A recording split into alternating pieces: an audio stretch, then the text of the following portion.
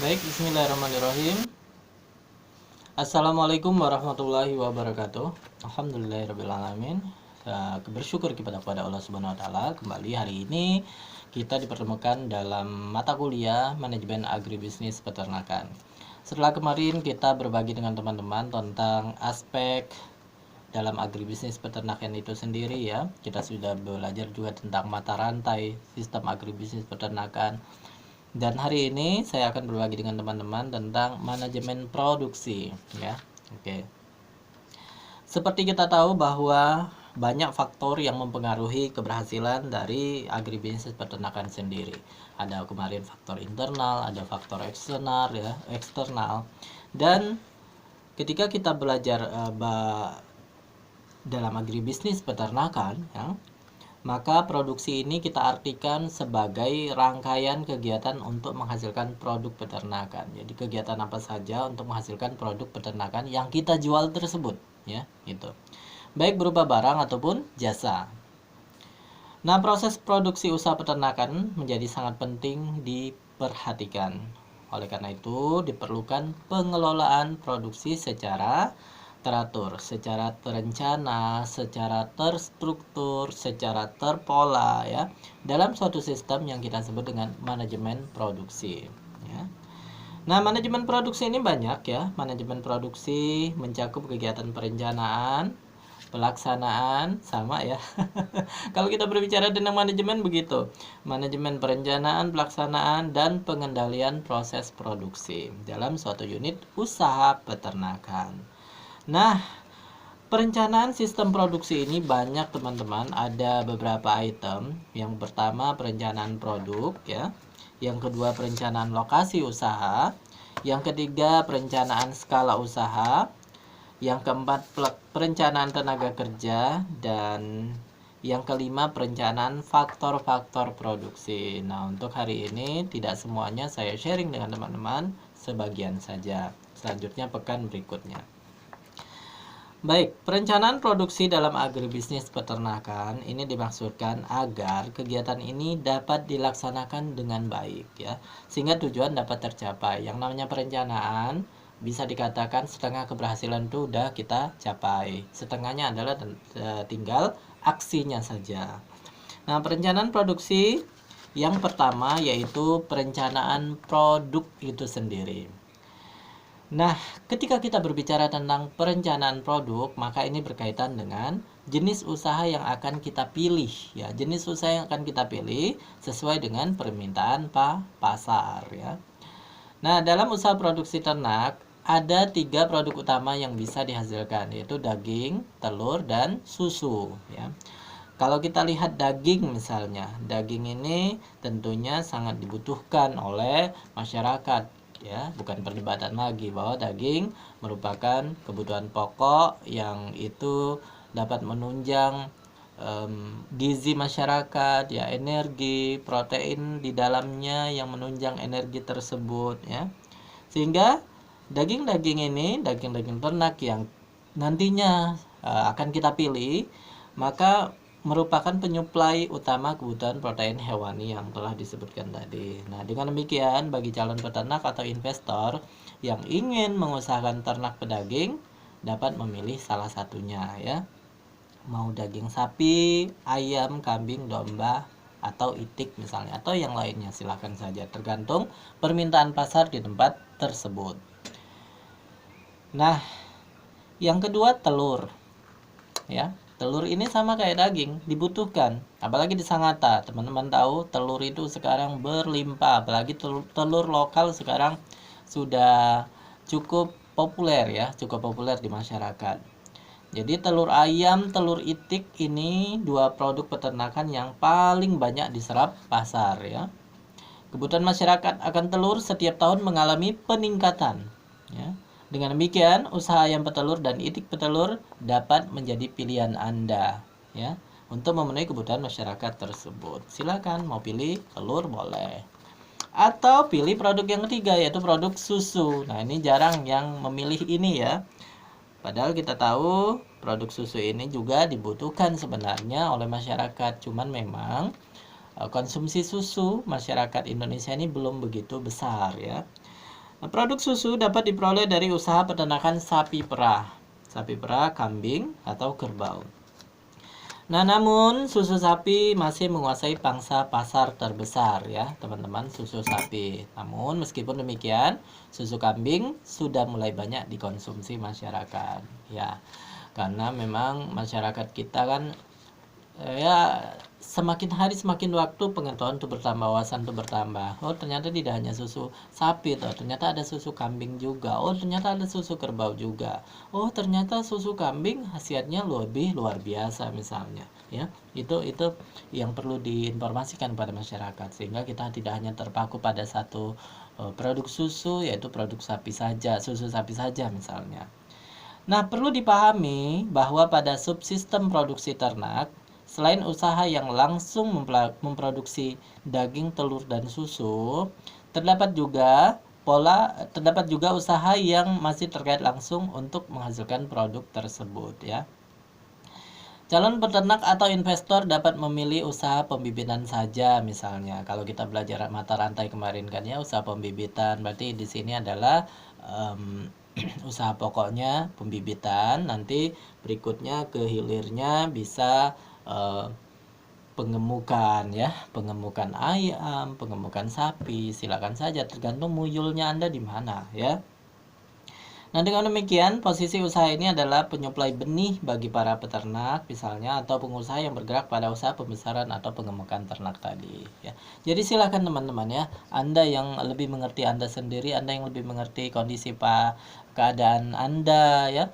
Sehingga jangan ikut-ikutan usaha karena tren saja, tetapi karena memang Anda senang di sana, Anda tahu, Anda sadar bahwa Anda bisa berkembang di usaha tersebut.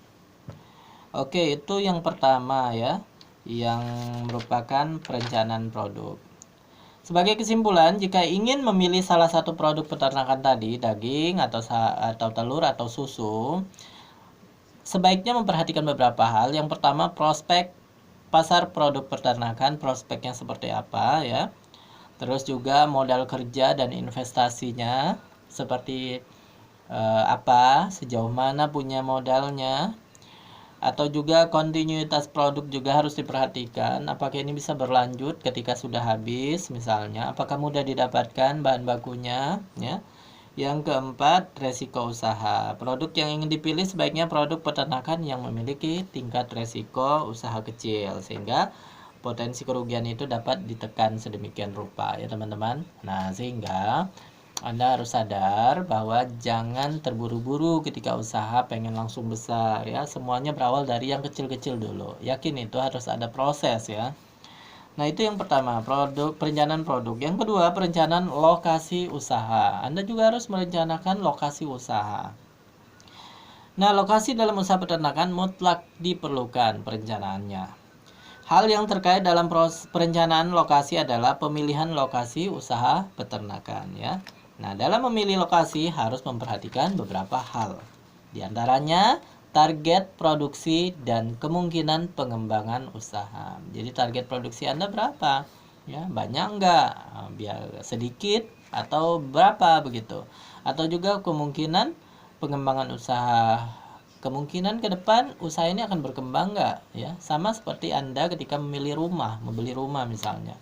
Anda sudah memutuskan mau membeli rumah tipe 36 saja sesuai dengan kantong ya. Ternyata dapat nih rumah tipe 36 dengan ukuran tanah sekian-sekian. Oh, mungkin ke depan saya nih ingin anak saya nggak hanya 1-2 tapi pengen banyak misalnya ya.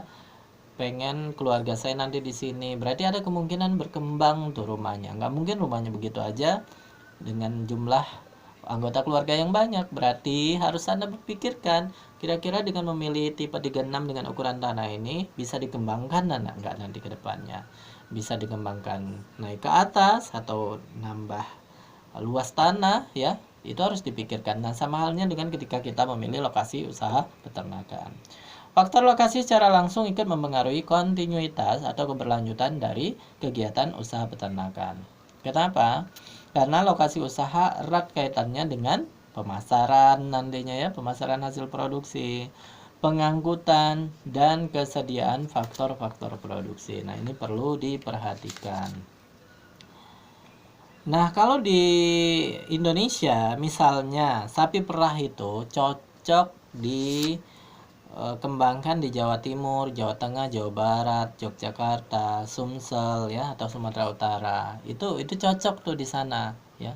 Sapi perah. Kalau di Kalimantan Timur, sapi perah kita lihat saja di Kutai Timur. Bagaimana sapi perah yang dimiliki pesat misalnya, atau yang di Sangat Selatan itu tidak begitu berkembang ya, atau tidak begitu bagus produksinya nanti karena produksinya kecil ya, tidak normal seperti kita di Jawa. Banyak faktor yang mempengaruhi, salah satunya suhu atau iklim di sini yang tidak dingin ya. Nah, itu harus diperhatikan teman-teman ya.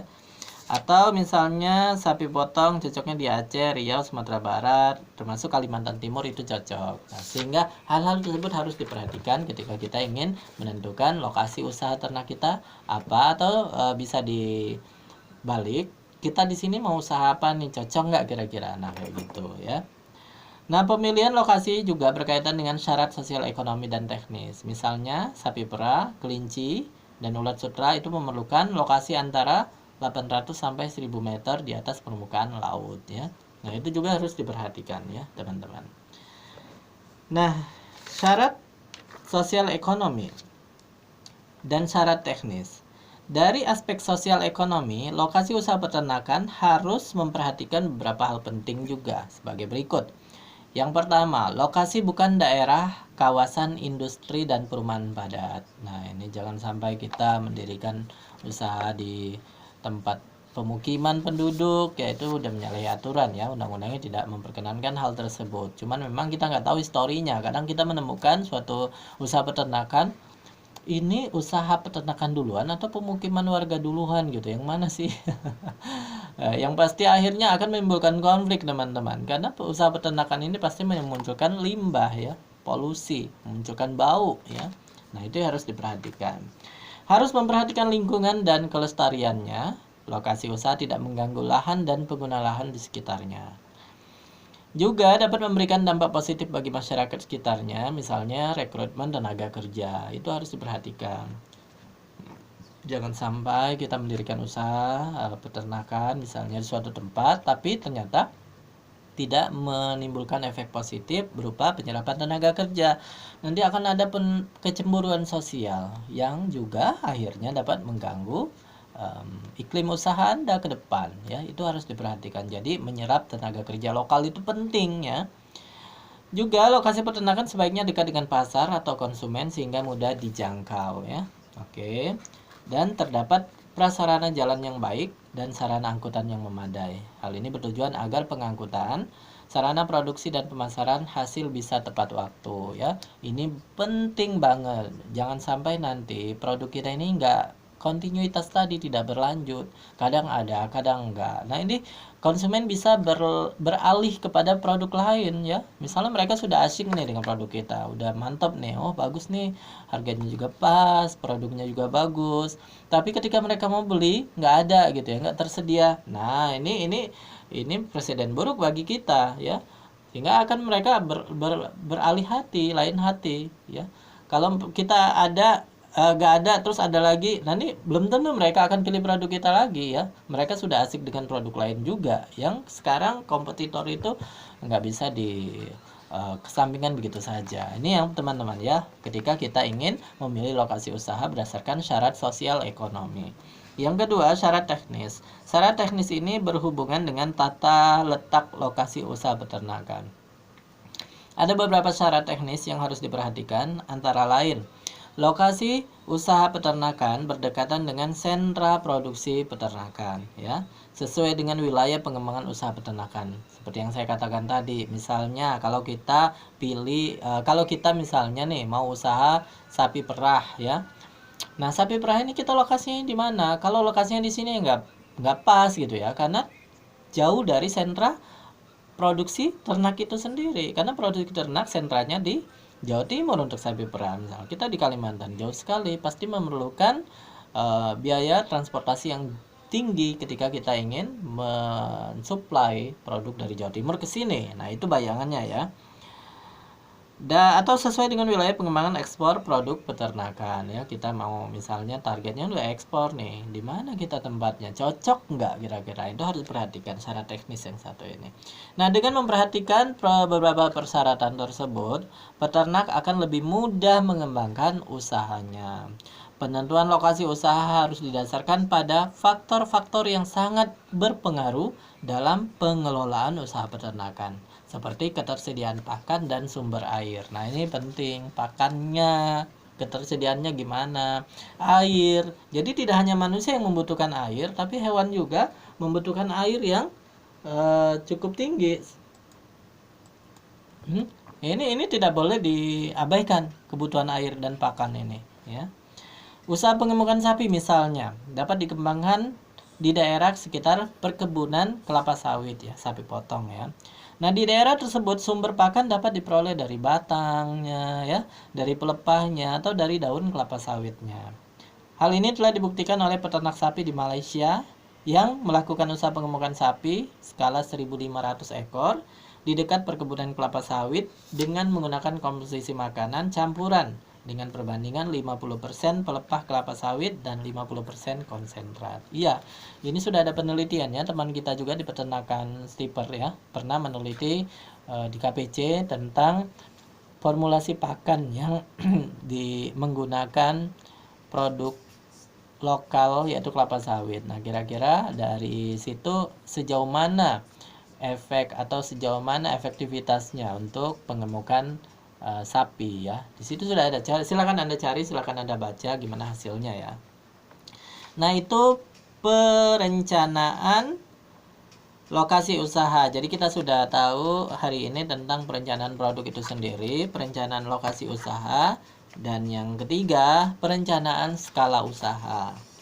Ya, jadi teman-teman mungkin masih ingat ketika kita di awal ya, tipe usaha peternakan ada yang namanya usaha sampingan, ada namanya usaha pokok, ada namanya usaha cabang usaha, ada yang namanya usaha industri ya.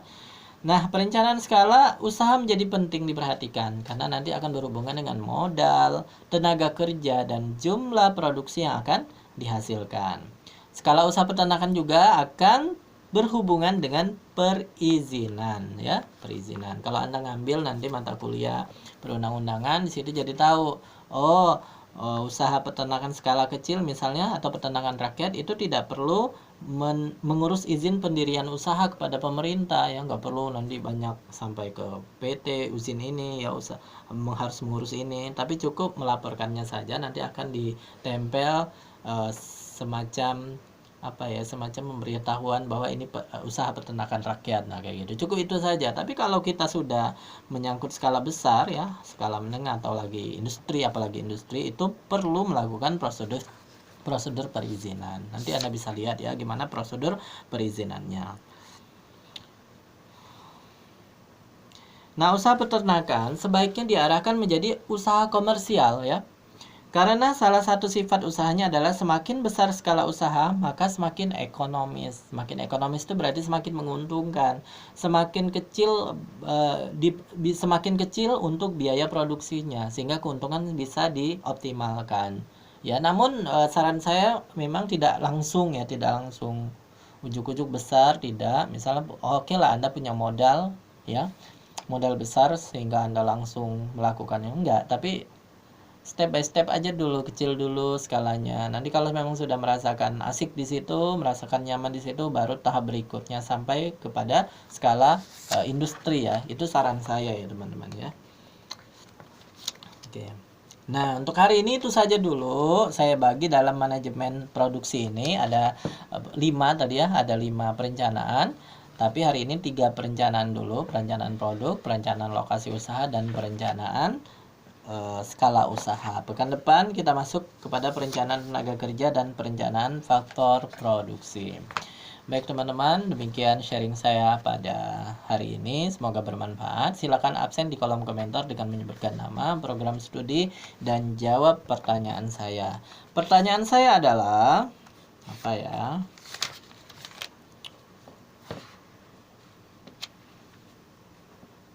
Oke, pertanyaannya adalah dalam manajemen produksi ada 5 perencanaan yang harus kita buat secara terstruktur, secara terpadu, sehingga tujuan perusahaan atau tujuan usaha itu bisa dicapai. Nah, itu perencanaan apa saja 5 hal tersebut? Sebutkan 1-5. Silahkan dijawab ya. Baik, terima kasih atas perhatiannya. Alhamdulillahirrahmanirrahim. Wassalamualaikum warahmatullahi wabarakatuh.